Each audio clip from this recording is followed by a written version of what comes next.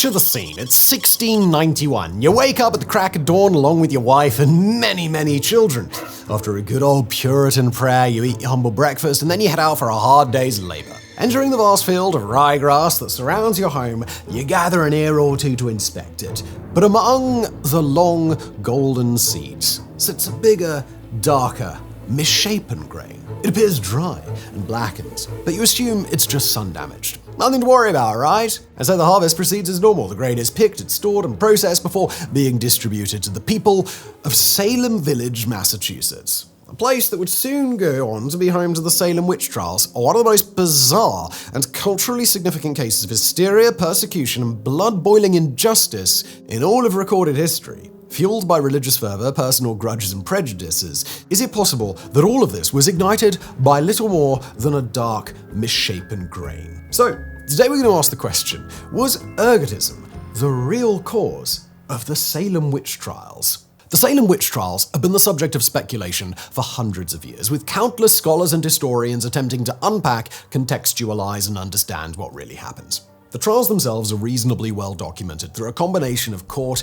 and ministerial records as well as eyewitness accounts. This thus provides a vague timeline of events, but they can also be contradictory. Now, it's generally agreed that it all kicked off in January 1692 when two young girls began exhibiting strange behavior. 9-year-old Betty Paris and 11-year-old Abigail Williams were the daughter and niece of Reverend Samuel Paris, who became concerned when the girls began experiencing fits, spasms, convulsions, and the sensation of being pinched or pricked. With no apparent physical cause, the supernatural was soon suggested, an idea that quickly took hold as other girls began to report similar symptoms, but now with the addition of vivid hallucinations of evil specters and apparitions. By February, the first accusations of witchcraft had been made, and by March, the trials were firmly underway as more and more people claimed to have been bewitched, pointing the finger at friends, family, and neighbors alike. By the time the trial had ended, only 7 months later, over 150 people had been formally accused of witchcraft.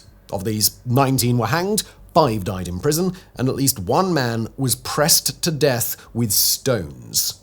But 300 years on, being much more sciencey and much less Puritan as we are, scholars have abandoned the notion of witchcraft in search of a more worldly explanation. For a long time, the events of Salem were attributed to a combination of religious anxiety and mass hysteria, which are by no means wrong. However, in 1976, Dr. Linda Capariel of the Rensselaer Polytechnic Institute in New York proposed a new theory, ergotism. This strange and sometimes deadly ailment is caused by ergot, a fungus that typically grows on cereal grains like wheat, barley, and rye.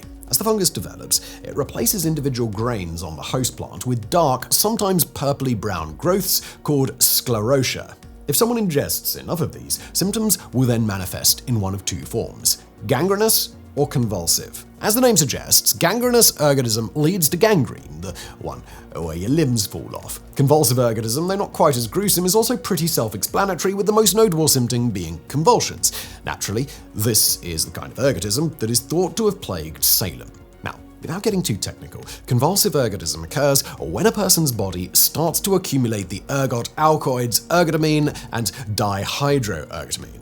These bind to receptors in the brain, causing a narrowing of the blood vessels, which can then lead to flu-like symptoms as well as violent muscle spasms and convulsions. Also found in ergot alkaloids, however, is lysergic acid. This is the chemical compound that forms the foundation of what we now know as LSD, the psychedelic drug that can cause changes in mental state, paranoia, delusions, psychotic episodes, and even vivid auditory and visual hallucinations. Might be sounding familiar by now. And herein lies Capariel's main argument, that the symptoms reported at Salem were so strikingly similar to those of convulsive ergotism that it may well have been the cause. But that's not all.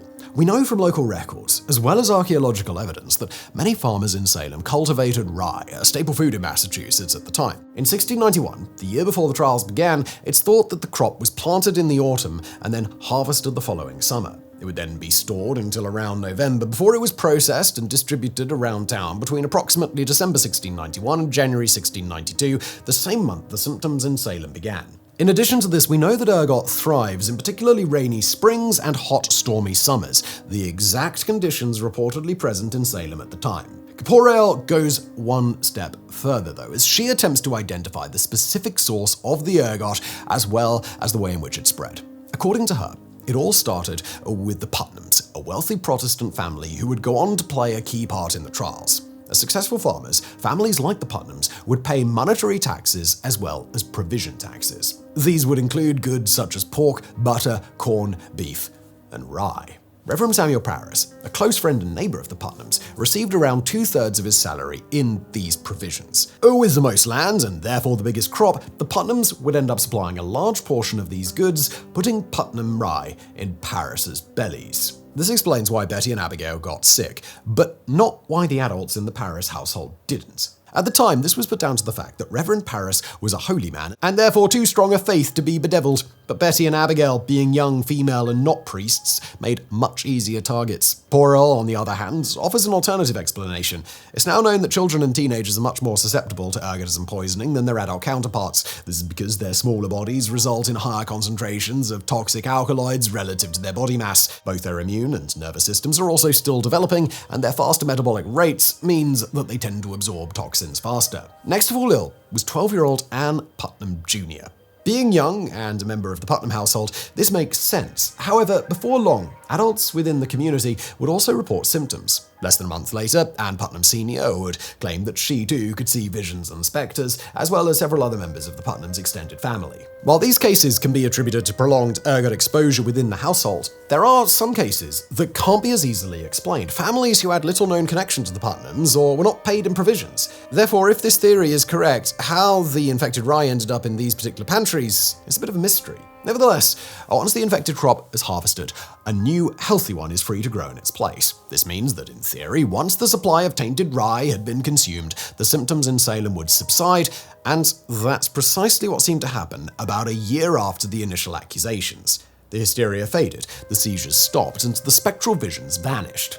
And with little to no public knowledge of ergotism at the time, it's thought that when farmers saw the discolored growths on the grains, they attributed this to nothing more than sun exposure. This meant that the people of Salem would never have even known what ergot was, let alone that it was making them sick. But was it?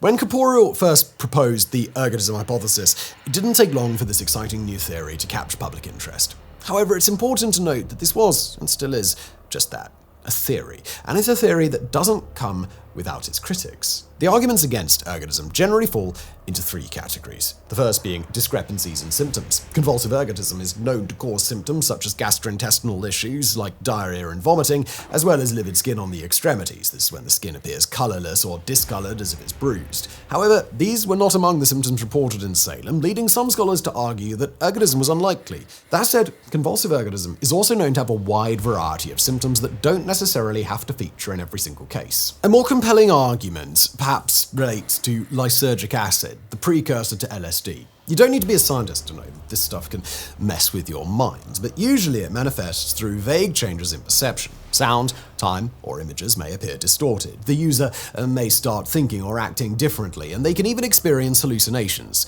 What generally doesn't happen, though, is consistent visions of fully realized ghosts, many reportedly wearing the faces of the soon-to-be accused. This suggests that if the girls were having some kind of hallucinatory experience, it either manifested or was communicated in a way that wasn't typical of most acid trips. The next flaw critics of the ergot theory point out is the selective nature of the illness in Salem. Historically, confirmed cases of convulsive ergotism have occurred on a much wider scale, infecting entire populations rather than select individuals. Between approximately 900 and 1300 AD, a series of gangrenous ergotism epidemics is thought to have killed over 50,000 people in southern France. Outbreaks of convulsive ergotism were peppered throughout Russia, Denmark, and Germany during the Middle Ages, again affecting mass populations. More recently, in 1951, 250 people exhibited symptoms of convulsive ergotism in Pont-Saint-Esprit in France, causing the deaths of 5 people and the psychiatric hospitalization of 50 more. It was later found that tainted goods came from one local bakery with one single dodgy batch of flour. While not on the scale of earlier cases, the incident still affected a much larger group compared to Salem. These historical incidents also weren't specifically concentrated among children. The affliction tended to be indiscriminate, affecting people of all ages. While it's true children are more susceptible to ergotism, only 3 of the afflicted in Salem, Betty, Abigail, and Anne Jr., were under 14, with most others being at least a few years older. This makes it harder to explain away why only select members of the community got sick. If it was because of age-based susceptibility, then why were the majority of the afflicted not young children? Our third argument against the idea of ergot poisoning comes in the form of a counter-argument, an alternative theory updated in response to Corporeal's work by esteemed Salem scholars Paul Boyer and Stephen Nissenbaum. These two argue that the witchcraft accusations and subsequent trials were not the result of ergot poisoning, but rather a complex mix of economic tensions, village politics, and one massively overblown family feud. In the years leading up to the trials, tensions escalated between the conservative, tradition-bound Salem village and the rapidly modernizing Salem town. Many of the villagers, who were staunchly religious and relied on agriculture, were generally opposed to change. This put them at odds with the townsfolk, who were engaging in bigger business and international trade, keen to expand Salem's horizons and move away from some of the more oppressive old-world beliefs. This created a divide within Salem village, as those living closer to town became more involved in its thriving economy and trade, while those further away remained wholly disapproving. This divide became significant when in 1974 the aforementioned Salem scholars published their Geography of Witchcraft map. This seemed to show a clear geographical split between the accusers, who lived in more rural western parts of the village, and the accused, who resided in the eastern part closer to Salem town. Adding to this were records of an interfamily feud that had been going on for years before the witch trials. The Putnams, who were steadfast in their religious belief and lived closer to the rural part of the village, often clashed with the wealthier, more opulent Porters. The Porters, one of the village's most influential families, openly campaigned against Reverend Parris and even managed to cut his pay in 1661. The Putnams, good friends with the Reverend and instrumental in his rise to power, were unimpressed by this, further fueling a generations-long dispute between the two families. In January 1692, Betty Parris, her cousin Abigail, and Anne Putnam Jr. became the first girls to make accusations. Though numbers vary, it's thought that Abigail would go on to accuse 57 people, Anne Putnam Jr. would accuse 60, and Betty would accuse 185. And a large number of these people were those who had previously opposed Parris and were part of the progressive pro-Porter faction. So, what was it then? Old versus new, family versus family? While this explanation is undeniably compelling, since the publication of the original accusations map, historians and scholars have raised questions about its accuracy. Revisions suggest this socio-geographical divide may not have been as pronounced as first thought, playing a much smaller role in the trials than previously suggested. It is, however, generally agreed that a difference in values and a desire to get rid of those whom society deemed undesirable or indeed unconventional in any way was a driving force here. Examples include Bridget Bishop, the first woman executed. Thrice married, Bishop was an outspoken tavern owner who reportedly wore ostentatious outfits. Sarah Osborne, chronically ill, married her former servant. Sarah Wilde had prior convictions for fornication and wearing a silk scarf. Sarah Good, a homeless woman with a disgruntled husband. She was hanged after he claimed she was an enemy to all good. And perhaps the most famous example, Tituba, the first adult woman to be accused. A slave in the Parris household, now thought to be of South American or West Indian descent, Tituba had lived in Barbados before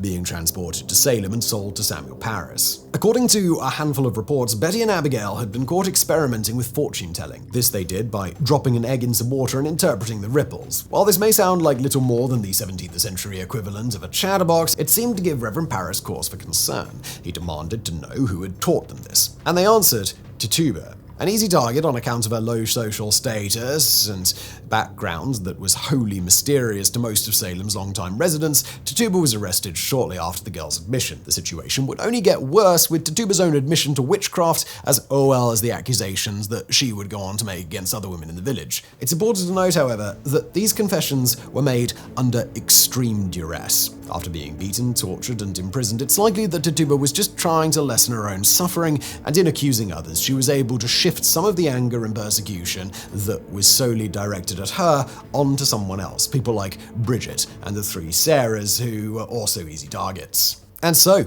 a vicious and deadly cycle would ensue. But as mentioned, barely a year later, everything would grind to a halt. While corporeal suggested this might be due to the contaminated rye running out, other factors were likely also at play. By September 1692, public support for the trials was waning. The sheer number of accusations, many clearly based on personal vendettas, became impossible for even the villagers to believe. The trials also created massive social and economic disruption. Crops were neglected, families were torn apart, and Salem was plunged into a period of chaos and instability. Also in September, the use of spectral evidence, claims based purely on ghosts or spirits, came under scrutiny. In early October, prominent New England minister Increase Mather, yes, that was his real name, publicly condemned the use of such evidence, stating, "It were better that 10 suspected witches should escape than one innocent person be condemned." Governor Phipps, a man who was ultimately in charge of the trials, ignored this advice, allowing them to continue unchanged. Shortly after this, however, accusations based largely on spectral evidence were raised against Phipps' wife. Then, as if by magic, spectral evidence was officially banned. As the majority of cases relied solely on this and this alone, most cases were dismissed. 49 people were released from prison, and the special court created for the trials was dissolved. Further arrests were prohibited. It was finally over. So, with all of this in mind, we return to our initial question. Was ergotism the real cause of the Salem Witch Trials? While the theory certainly provides an interesting explanation for some of the symptoms seen in the village, it doesn't account for everything. It's possible that some form of contamination within the Putnam and Paris households may have influenced the actions of Betty, Abigail, and Anne Putnam Jr., especially given their young age. If so, they likely would have been guided in their claims to support their families' agendas, with their symptoms then being used as a foundation for others who wanted to join the witch hunt. This theory is supported by the fact that the symptoms became increasingly vague and less severe as more people got involved. But once again, this is still just a theory, and one that many people vehemently disagree with. In the end, and in all likelihood, a combination of fear, prejudice, hysteria, and personal grudges probably played a much bigger role in the trials than any fungus ever could.